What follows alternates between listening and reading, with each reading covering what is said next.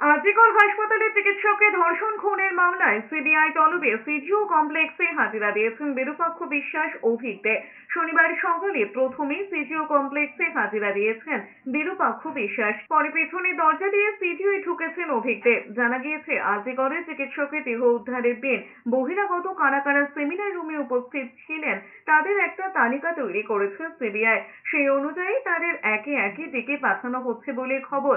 সন্দীপ ঘোষ ঘনিষ্ঠ বর্ধমান মেডিকেল কলেজে চিকিৎসক বিরূপাক্ষ বিশ্বাস এবং এসএসকেএমএস সার্জারি বিভাগের প্রথম বর্ষের পোস্ট গ্রাজুয়েট ট্রেনি অভিক দে বহিরাগত হয়েও কি কারণে আজিকর হাসপাতালে গিয়েছিলেন জানতে চায় সিবিআই।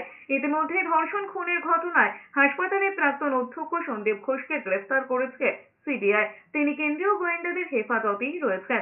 আজিকরে ঘটনা প্রকাশ্যে আসার পরে সেই সূত্রে বিরূপাক্ষ বিশ্বাস অভিকদের মতো চিকিৎসকদের নাম প্রকাশ্যে আসে।